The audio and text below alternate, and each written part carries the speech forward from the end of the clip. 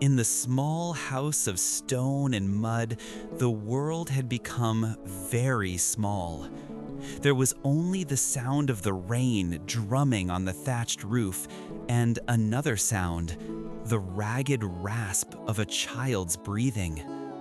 By the unsteady light of a single butter lamp, Asha sponged the burning forehead of her son, Kiran. The heat from his skin was fierce. She dipped the cloth in a clay bowl of cool water and pressed it to his brow again and again, but the fever did not break. To soothe him, or perhaps to soothe the fear in her own heart, she began to murmur a half-forgotten story from her Amma. She leaned close, her lips near his ear, and her words became a charm against the dark and the storm. "Hush, my Kiran, sleep, or the Koliko Devata will hear you." Her voice was a low whisper, barely louder than the rain. It hates the sound of sickness. It is hungry for the cold.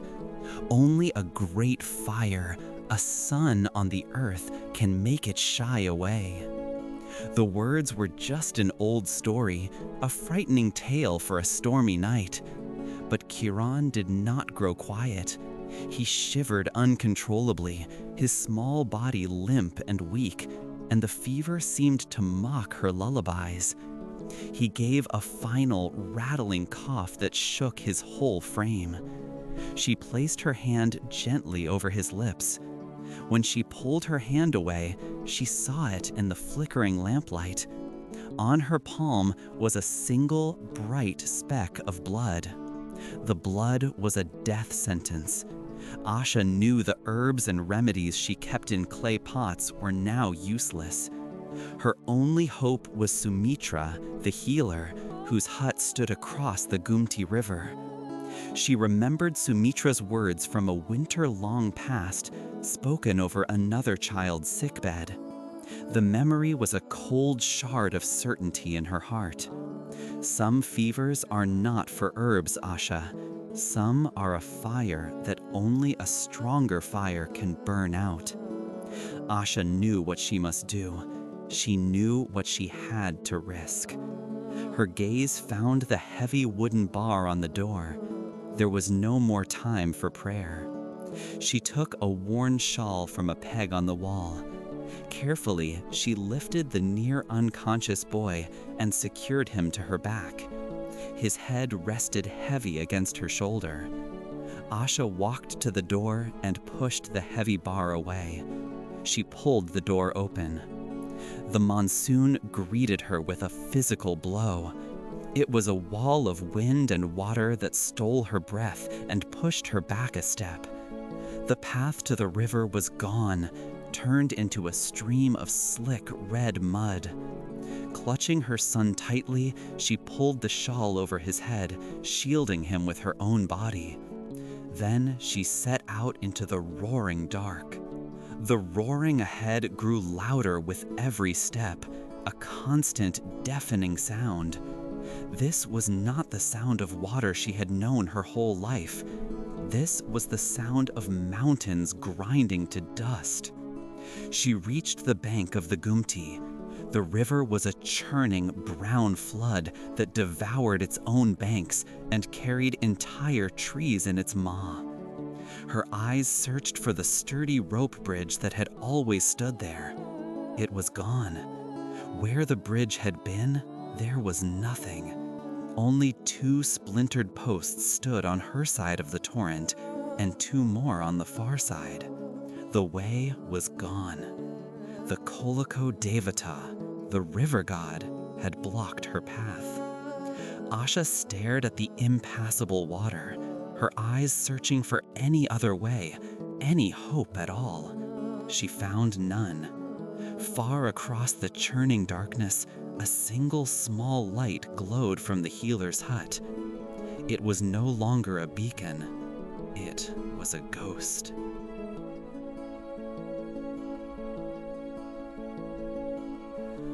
Asha stumbled along the swollen riverbank. The mud pulled at her feet with every step. She screamed Kieran's name into the wind. She screamed it again and again, as if the sound alone could keep him tied to this world. She called out to the Kolako Devata, the god of the river. She pleaded with it. She begged it. She promised a lifetime of piety if it would only calm itself and let her pass. Her small voice was swallowed by the river's great roar. She stopped and pressed her cheek against her son's cheek, desperate for the familiar tremor of his shivering. But there was nothing. He was still. The small bundle on her back was silent. The silence was more terrifying than the river's roar. She screamed his name until her throat was raw, begging him to stay with her. Despair was a cold weight in her chest. It pulled her down into the mud. She knelt, defeated. And in the dark, a story her Amma used to tell her at bedtime whispered back to her. It was no longer a nonsense rhyme to help a child sleep. It was a terrible, glowing coal in her mind. "The river god," her Amma's voice said, "fears and respects a great fire, a fire bright enough to make it feel small." The words hung in the storm. It was an impossible and insane suggestion. Asha looked across the churning brown water. She could see the tiny, distant light of the healer's hut. It was a world away. Then, slowly, terribly, her gaze turned back toward her own dark home. It was madness. It was a fairy tale. She rejected it. She scrambled to her feet. She forced herself further up the bank, her eyes straining through the sheets of rain. She looked for a fallen log, a shallower crossing, anything. She found only the churning abyss. The mud sucked at her feet and stole what little strength she had left. She failed. Defeated again, she returned to the spot where she had left her son. She laid the bundle down and touched Kieran's cheek. It was cooler now. The coolness was a terrifying prelude to the ultimate cold. The insane idea was no longer insane. It was the only thing left. Her weeping stopped. She rose from the mud. She was no longer begging the god for a path. She walked back to her house to get the lamp. She pushed open her door and stepped into the quiet dark. This was her home. This was her life. She did not hesitate. She took the single butter lamp from Kieran's bedside. Its tiny flame was the last ember of hope in her world. Shielding it with her body, she carried it back out into the storm. She reached under the eaves of the roof and pulled out a handful of dry thatch. She went back inside and found the cooking oil she saved for festival days. She poured the oil over the thatch. Her hands trembled, but her will was iron. She touched the oil-soaked torch to the dry thatch of her house. For one eternal second, nothing happened. Then, with a hungry hiss, her entire world caught fire. The fire took hold with a roar that rivaled the river's. The wet thatch on the roof smoldered, then exploded into a pillar of churning flame. It cast a terrifying, divine light across the raging water. The little house became a beacon. It was a sun born in the heart of the storm. Its heat was so intense it pushed back the cold and the rain. Asha stood before the inferno of her life's memories. Her face was lit by the blaze. She was no longer a pleading mother. She was a priestess making an ultimate and terrible offering.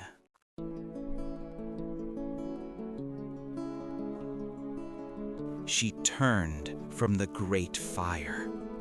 The heat on her back was a shield. The cold of the river was a knife at her front. She lifted the small, wet bundle of her son and held him tight against her chest. She took a step into the Ghumti. The water was a living thing. It was a muscle that gripped her legs and tried to pull them from under her. It was colder than any winter night. But the fire of her home blazed behind her, and its heat warmed her back and her shoulders, pushing her forward into the cold. The light of the fire danced on the rolling brown water. For a moment, it seemed the river god was not looking at her. It was looking at the beautiful, terrible gift she had left for it on the bank. She took another step. Her feet searched for solid rock on the riverbed, but found only shifting stones. The current pulled and pulled. A heavy piece of driftwood, big as a man, came out of the dark. It slammed into her legs, and she was gone. The world became a tumbling darkness of brown water and noise. The river had her. It filled her mouth and her nose. But Chiron was in her arms. Her love for him was a rope, and she pulled on it. She fought the water. She kicked her legs and clawed at the churning river until her head broke the surface. She gasped for air, spitting out the muddy water. She found her footing again. Each step was a battle. She pushed against the water with all of her body. She could see the healer's lamp now. It was not a ghost light far away. It was real. It was a promise of warmth and life. The far bank was only a few feet from her. She could see the dark shape of the land. She reached out a hand, and her fingers touched something solid in the mud. It was a root. She was safe. She pulled on the root, trying to drag herself and her son from the water. But the bank was soft from the rain. The mud gave way.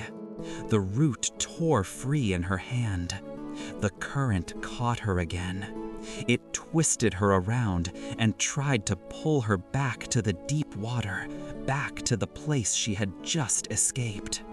She felt herself slipping away. She opened her mouth and a sound came out, not a word, but a scream of pure strength. With that last sound, she heaved herself forward. She threw her body and Chiron's body onto the wet earth. She lay on the mud, her face pressed into the ground. She could not move. The roar of the river was in her ears, and the roar of her own blood was in her ears, and she could not tell them apart. After a long moment, she pushed herself up on her hands.